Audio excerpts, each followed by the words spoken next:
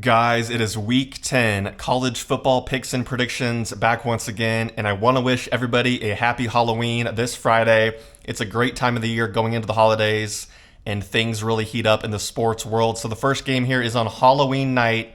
It is number 25, Memphis, playing at Rice. Now, guys, I said last week in 3 separate videos that Memphis will beat South Florida, and some of you guys disagreed, and look, they beat South Florida fair and square on Saturday. They are now ranked and still in the playoff running is Memphis. They're playing at Rice here. Now, Rice, a pretty spooky team this year, running the triple option once again. But guys, Memphis takes care of it here on the road, and Memphis wins on Halloween night, 34-20 there, continuing their run to the American Championship and maybe even the playoff this year for the Tigers. And then going to the first game of November.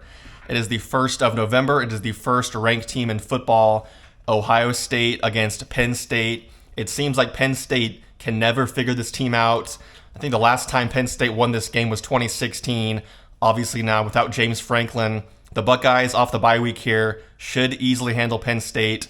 38-12. Once again, a great defensive game by the Buckeyes.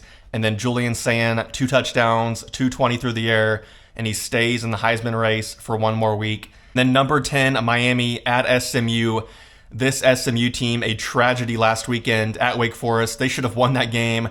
They punt the ball late, like 20 seconds to go. Wake Forest gets a huge pass play and then kicks a 55-yard field goal to win it at the buzzer. SMU gives that game away late. They should have won. They should be ranked right now, really. But alas, SMU has one more chance here to prove to the country they're still a good team, hosting number 10 Miami, Carson Beck, the Nutcracker. Can they pull the upset in Dallas here? Drum roll, please. No, 27-24. Miami squeaks this one out, and they stay alive for the playoff one more week.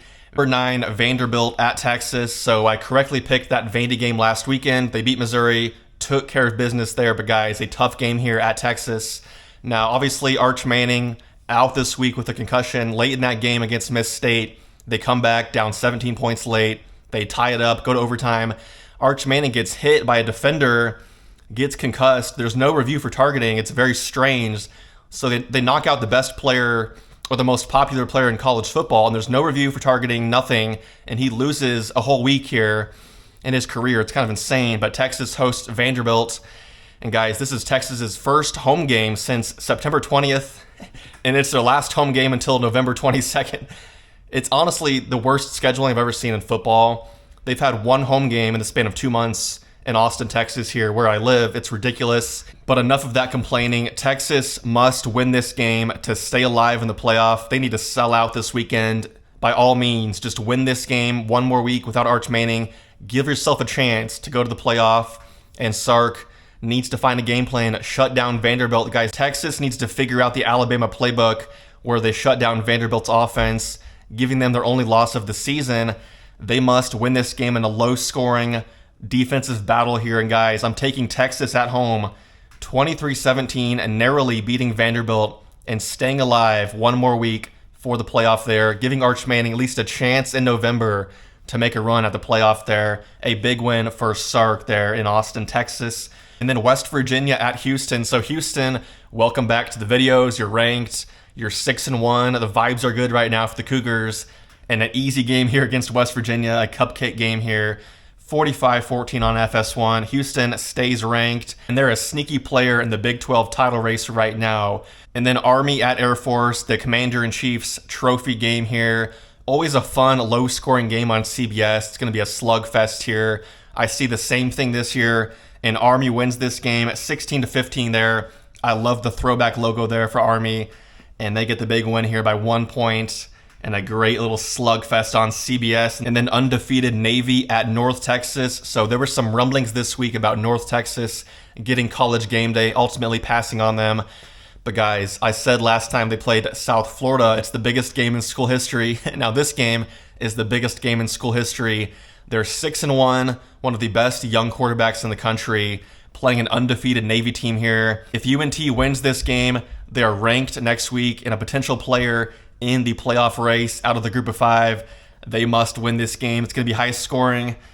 38-31. North Texas beats Navy at home, and they are ranked next week, guys. What a time to be alive in Denton, Texas, with Drew Mestamaker, the quarterback, Send him to New York right now, immediately. Buy the plane ticket. The Heisman potential is there for the freshman quarterback. And then at Louisville, Virginia Tech. So speaking of Heisman quarterbacks, guys, it is my boy Miller Moss. Obviously, one of the best quarterbacks in the country right now for Louisville. And they're playing a VT here on the CW. It's 41-10 Louisville. Miller Moss, 3 touchdowns, 330. Need I say more there? Louisville beats Virginia Tech there on the C-Dub. And then number 2, Indiana at Maryland. I'm still wrapping my head around Indiana being number 2. What is this life, guys? This game's on CBS. It's a road game, a tough environment there in Maryland. But guys, Indiana takes care of business here. 37-17, another big win for the Hoosiers there. And they're 9-0, guys. A few wins away from locking themselves in to the college football playoff for the second straight season. And then going to number 5, Georgia at Florida. So every year for Georgia, this game is circled on the upset radar. And it's always a close game, it feels like, but Georgia always wins this one.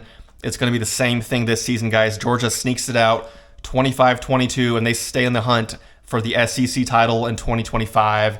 Notre Dame, Boston College. So Notre Dame's revenge tour continues. They've not lost since early September, just like last season. And guys, Boston College is abysmal. It's so sad this game's on ESPN because it's going to be such a blowout. 34-13 at Notre Dame easily beats BC there, and they stay in the top 12 for the playoff potential. Notre Dame fighting Irish. Number 13 at Tejas Tech at Kansas State. So guys, my pick of the week last week was Kansas State to beat Kansas for the 17th straight year, and they did just that, easily beating Kansas. Guys, I'm loving Avery Johnson right now for K-State. They win this game at home in the upset, 30-24, knocking off Texas Tech. And bye-bye Texas Tech. You are officially out of the playoff consideration because you banned the tortillas, and that's really the downfall of the program there. So K-State wins this game on Fox in the upset, and they flood the field there. And then Virginia, California. What a strange ACC game this is. Virginia going to California in the middle of the afternoon, guys. It's a nap time game. You fall asleep. You check the score later in the day. It's like 24-17. And guys, Virginia wins this game 33-26, beating California there, and it's staying alive for the ACC title there is the Cavaliers. And then South Carolina at Ole Miss. So guys, my apologies to Ole Miss. I was against them last week. I said they would lose to Oklahoma. They went in there, won that game easily. Well, I guess pulled away in the fourth quarter. But guys, this team's legit this year for Ole Miss. And they win at home 27-18 over South Carolina. Kind of a boring game there, but it's whatever. There's better games on in prime time this weekend. Purdue, Michigan. Guys, Purdue's garbage. They lost to Rutgers. They blew that game late. Michigan, a big road win at Michigan State. And they take care of business here at home. 34-12 over Purdue. Yeah, Purdue just sucks. And then the big game of the week in the SEC, it is Oklahoma, Tennessee.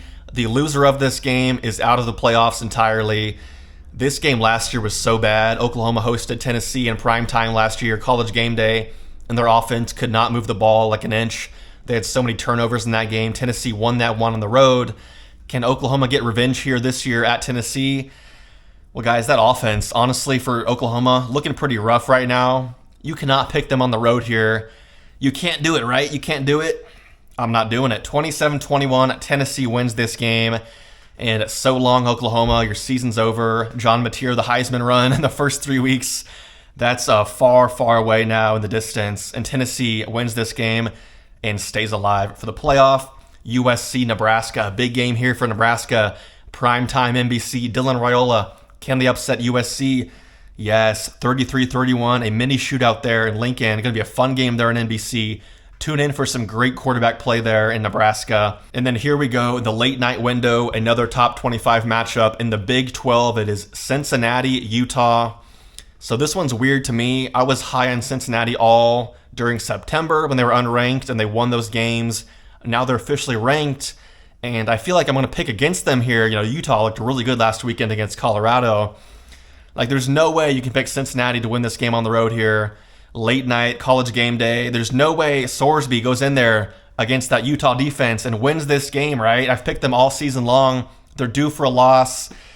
Guys, Cincinnati wins this game 27-23, and we are looking at a potential Cincinnati Bearcats playoff run in 2025. What a great time to be alive. I love it. That's a late night game there. And of course, after the game, The clocks switch back an hour. It is the end of daylight savings time here, so it's the fallback, guys. The clocks fall back 1 hour, and we gain that extra hour of sleep. It's going to be a great weekend of football with that extra hour of sleep in there between Saturday and Sunday. So guys, if you disagree with my picks, put in the comments below and follow my Instagram at Packalak, and I'll see you guys next time for the best bets and parlays. Week 10. Peace out. Thanks for watching. Bye.